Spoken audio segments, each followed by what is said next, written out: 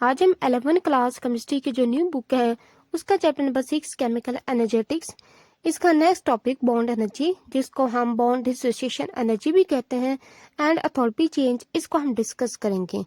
तो सबसे पहले हम देख लेते हैं कि बॉन्ड एनर्जी होती क्या है। The average amount of energy, energy की वो average amount required to break, जिसकी जरूरत होती है तोड़ने के लिए 1 mole of a particle bond, एक पार्टिकल बॉन्ड के एक मोल को तोड़ने के लिए इन सब्सटेंस के एक सब्सटेंस में किसी मखसूस बॉन्ड के एक मोल को तोड़ने के लिए जो एवरेज अमाउंट एनर्जी की रिक्वायर होती है उसको हम कहते हैं बॉन्ड डिसोसिएशन एनर्जी, या इसको हम बॉन्ड एनर्जी भी कहते हैं। फॉर एग्जाम्पल, अगर हमारे पास हाइड्रोजन का एटम है तो जो दो हाइड्रोजन एटम के दरमियान जो बॉन्ड को तोड़ने के लिए एनर्जी रिक्वायर्ड होती है वो 436 किलो जॉल पर मोल होती है, और इसी को हम बॉन्ड एनर्जी या बॉन्ड डिसोसिएशन एनर्जी भी कहते हैं। नेक्स्ट, अगर हम इसकी फर्दर एक्सप्लेनेशन देखें, chemical reactions involve the breaking and making of chemical bonds, कि जब दो या दो से ज़्यादा सब्सटेंस आपस में केमिकल रिएक्शन करते हैं तो उससे क्या होता है कि जो पुराने बॉन्ड्स टूटते हैं और नए बॉन्ड्स बनते हैं, और यही केमिकल रिएक्शन की असल बुनियाद होती है कि इसमें जो पुराने बॉन्ड्स होते हैं वो टूट जाते हैं और उसकी जगह न्यू बॉन्ड्स बनते हैं। Next line is when a bond is formed between two atoms, कि जब दो एटम्स के दरमियान एक बॉन्ड बनता है, एनर्जी इज रिलीज, तो उस दौरान एनर्जी क्या होती है कि रिलीज होती है। जैसे कि अगर हम हाइड्रोजन की मिसाल लें तो जब इसमें क्या होता है कि जब हाइड्रोजन और हाइड्रोजन ये जब आपस में मिलते हैं तो हमारे पास क्या होता है कि एक हाइड्रोजन एटम बनता है, तो उस दौरान जो एनर्जी रिलीज होती है वो -436 किलो जॉल पर मोल होती है। ये वैल्यू नेगेटिव में इस होती है, किस वजह से होती है, क्योंकि एनर्जी रिलीज होती है।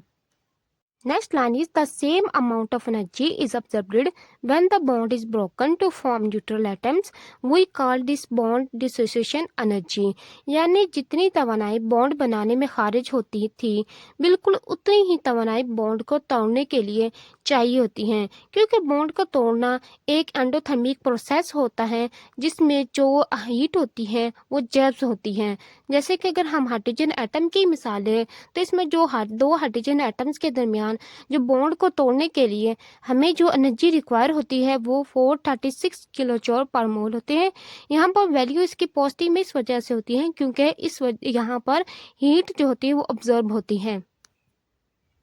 नेक्स्ट हम यहाँ पर एक टेबल देख सकते हैं कि जिसमें डिफरेंट एटम्स के दरमियान जो बॉन्ड को तोड़ने के लिए जो एनर्जी रिक्वायर होती है वो लिखी गई है। जैसे कि अगर बॉन्ड हमारे पास दो हाइड्रोजन एटम्स के दरमियान है तो उसको तोड़ने के लिए जो एनर्जी रिक्वायर होती है वो 436 किलो जॉल पर मोल होती है। इसी तरह अगर जो बॉन्ड दो कार्बन एटम्स के दरमियान हो तो उसके लिए जो एनर्जी रिक्वायर होती है वो 348 किलो जॉल पर मोल होती है।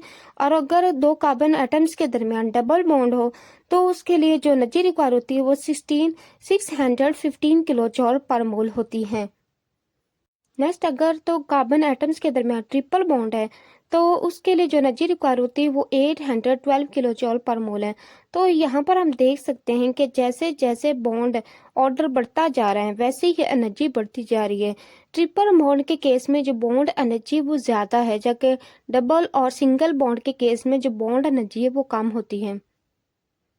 और सबसे ज़्यादा बॉन्ड एनर्जी जब ऑक्सीजन और नाइट्रोजन के दरमियान ट्रिपल बॉन्ड होता है तो उसके बॉन्ड को तोड़ने के लिए जो एनर्जी रिक्वायर होती है वो 945 किलो जॉल पर मोल होती है, जो सबसे ज़्यादा है। नेक्स्ट हम देखते हैं कि एग्जैक्ट बॉन्ड एनर्जी क्या होती है। इसको हम डोनेट करते हैं ई से, और अगर हम इसकी डेफिनेशन देखें, if we are determining bond energy of a particle bond in a particular substance we call this exact bond energy, यानी कि इसे हम अलामत ई से ज़ाहिर करते हैं। और अगर हम किसी ख़ास सब्सटेंस में किसी मखसूस बॉन्ड की जो एनर्जी मालूम करें तो उसे एग्जैक्ट बॉन्ड एनर्जी कहते हैं। जैसे कि अगर हम हाइड्रोजन की मिसाल लें तो इसमें दो हाइड्रोजन एटम्स के दरमियान जो बॉन्ड को तोड़ने के लिए जो एनर्जी एग्जैक्ट एनर्जी रिक्वायर होती है वो 436 किलो जॉल पर मोल होती है, और इसी को हम एग्जैक्ट बॉन्ड एनर्जी कहते हैं।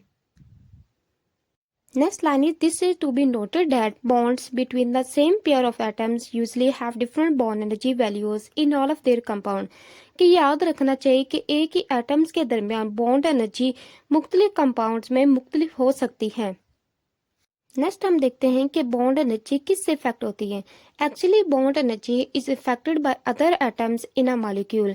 कि जो बॉन्ड एनर्जी एक मॉलिक्यूल में जो दूसरे एटम्स होते हैं ना, उससे इफेक्ट होती हैं। अगर हम यहाँ पर इथेन की एग्जांपल लें तो इसके दौरान जो बॉन्ड एनर्जी यानी कि इसके दरमियान ये जो कार्बन कार्बन के दरमियान जो बॉन्ड को तोड़ने के लिए जो एनर्जी रिक्वायर होती है वो 376 किलो जूल पर मोल होती है।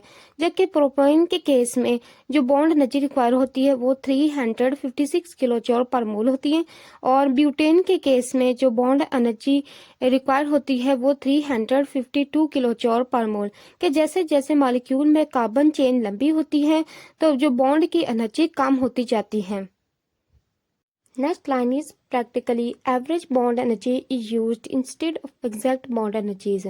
क्योंकि हर कंपाउंड में बॉन्ड एनर्जी मुख्तलिफ होती है, इसलिए हम क्या करते हैं कि एग्जैक्ट बॉन्ड एनर्जी की जगह हम एवरेज बॉन्ड एनर्जी इसको हम यूज़ करते हैं। अगर हम इस लेक्चर की ओवरऑल समरी देखें तो बॉन्ड एनर्जी एक बॉन्ड को तोड़ने की एवरेज एनर्जी है। बॉन्ड डिसोसिएशन एनर्जी एक बॉन्ड को मुकम्मल तौर पर तोड़ने के लिए रिक्वायर्ड एनर्जी है। एग्जैक्ट बॉन्ड एनर्जी किसी ख़ास मॉलिक्यूल में ख़ास बॉन्ड को की जो एनर्जी होती है ये वो होती है। और एवरेज बॉन्ड एनर्जी मुख्तलिफ मॉलिक्यूल्स में इस बॉन्ड की एवरेज तवानाई है।